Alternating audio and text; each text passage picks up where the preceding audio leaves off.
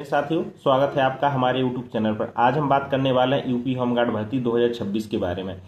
इसमें हम बात करेंगे कि आपका स्कोर कार्ड कब मिलेगा और डीबीपीएसटी कब से होगा और नॉर्मलाइजेशन डिस्ट्रिक्ट वाइज मिला है या शिफ्ट वाइज मिला है, और इसके अलावा आपकी रनिंग कब से होगी, और जिन व्यक्तियों का इसमें सिलेक्शन नहीं हुआ है और नंबर अच्छे थे तो उन लोगों का क्या होगा, और जिन व्यक्तियों की क्वेश्चन एक दो क्वेश्चन गलत थे और उनका सिलेक्शन अभी नहीं हुआ है तो उनका क्या होगा, क्या उनका सिलेक्शन हो सकता है, क्या आगे स्कोर कार्ड में उनके बारे में बताया जाएगा।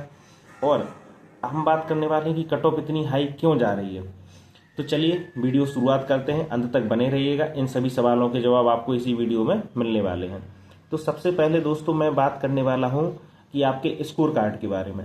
काफ़ी लोगों के मेरे पास ऐसे कमेंट आ रहे थे और पर्सनली मैसेज भी आए हैं काफ़ी लोगों के इंस्टाग्राम वगैरह पर और उस पर टेलीग्राम पर। तो वो ये कह रहे हैं कि सर कि जैसे कि मेरे नंबर भी 62 थे और किसी एक दूसरे बच्चे के भी 62 थे, जबकि उस लड़के का सिलेक्शन हो गया है डीबीपीएसटी के लिए लेकिन मेरा नहीं हुआ है। तो मैं क्या समझूं कि मेरे नंबर कम हो गए हैं, या फिर ये कि उस लड़के को अधिक मिल गया है नॉर्मलाइजेशन, जबकि एक ही शिफ्ट में पेपर था और एक ही ज़िले में पेपर था। तो इसमें क्या हो सकता है कि उसको इतना ज़्यादा कैसे हो गया सिलेक्शन। तो सभी लोगों को डाउट है कि मेरा स्कोर कार्ड जारी नहीं हुआ है। तो सभी लोग इसी बात को लेकर चिंतित हैं कि अगर स्कोर कार्ड मुझे मिल जाता तो उसमें काफ़ी क्लियरिटी हो जाती है।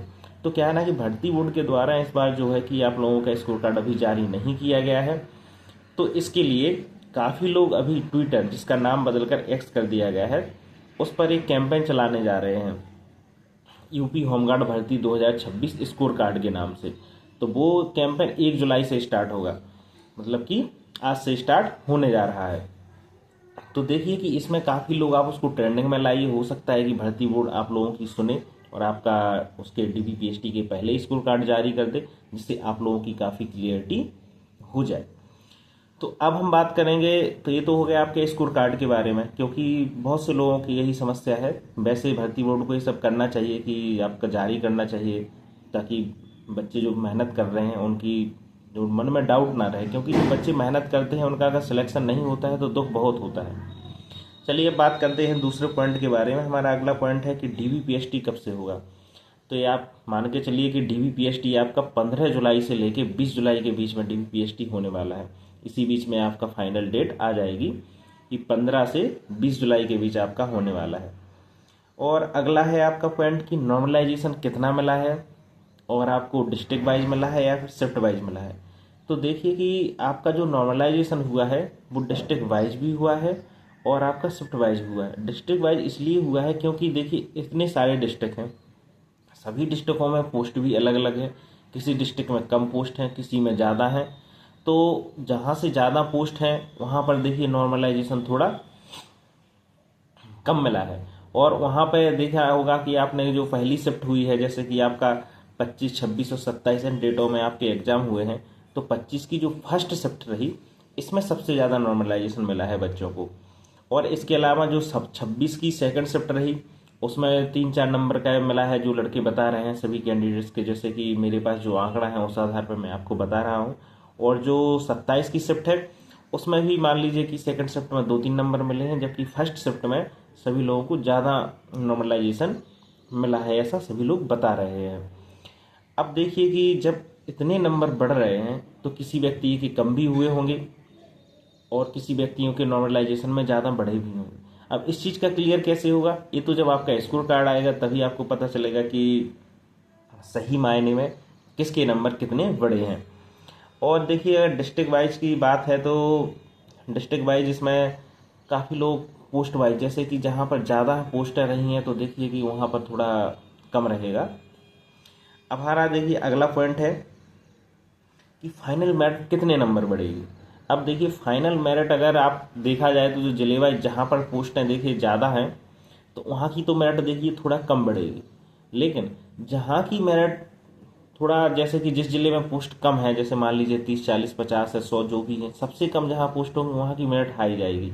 और यही कारण है कि देखिए किसी लोगों के सिलेक्शन उतने नंबर पर हुए हैं और किसी व्यक्तियों के उतने नंबर पर भी नहीं हुए हैं। जैसा कि आपको पता होगा कि इसमें 2.6 गुना कैंडिडेट्स को लिया गया है। कितना लिया गया है? 2.6 गुना को लिया गया है। तो देखिए कि जब इतने बच्चों को लिया गया है तो कुछ तो आपके डीवीपीएसटी में बाहर होंगे। डीवीपीएसटी में हालांकि ज़्यादा बाहर नहीं होते हैं, लेकिन कुछ तो छटेंगे। जैसे कि कुछ हाइट में जाएंगे, और कुछ जैसे कि आपका 1 या 2% मुश्किल से आपका डॉक्यूमेंट वेरिफिकेशन में जाते हैं, जो मान लीजिए फर्जी अपने डॉक्यूमेंट्स बनवा के वहाँ पर जाते हैं। जैसे कि कोई किसी अदर स्टेट का है, अपना यूपी का वो निवास प्रमाण पत्र बनवा लिया है और वहीं का सब कुछ है। ऐसे व्यक्ति में मान लीजिए कि काफ़ी लोगों की समस्याएं हैं, तो सबको देखते हुए किसी को बाहर कर दिया जाता है। इसके अलावा जैसे कि तो अब ये मेरा पॉइंट ये था कि मेरिट कितने नंबर बढ़ेगी। तो मेरिट नंबर ज़्यादा नहीं बढ़ेगी, मुश्किल से 2 या 3 नंबर ही बढ़ने वाली है, क्योंकि ज़्यादा बच्चों को नहीं लिया गया है। 2.6 गुना को लिया गया है। तो सबसे ज़्यादा देखना कि अब रनिंग में ही छटेंगे। तो रनिंग में छटने के बाद जो बचेंगे उसका जो फाइनल मेरिट जाएगी 1 या 2 नंबर ही जाएगी, क्योंकि अभी जो आप लोगों का स्कोर कार्ड जारी हुआ है उसमें कुछ पॉइंटों में है, जैसे कि 60.02।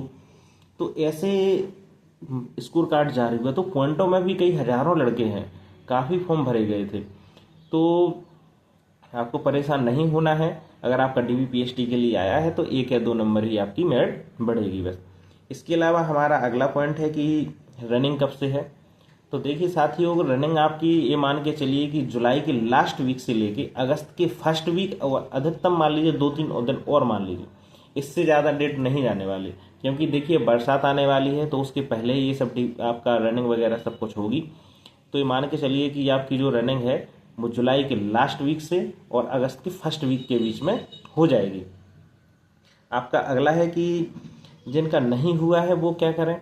तो देखिए साथियों, बात ऐसी है कि अगर आपका सिलेक्शन इसमें नहीं हुआ है तो आप ये मत समझिए कि मैं पढ़ने में कमज़ोर हूँ, मेरा होमगार्ड का पेपर भी नहीं निकला है। अगर आपने देखा होगा कि अच्छे से, तो जो होमगार्ड का जो लेवल था वो एसआई के लेवल से ही कई गुना ज़्यादा था। तो अपने आप को कम मत आंकिए, क्योंकि जिन व्यक्तियों का होमगार्ड में नहीं हुआ है, ऐसे भी लड़के हैं जिनका उत्तर प्रदेश पुलिस में हो गया है सिलेक्शन।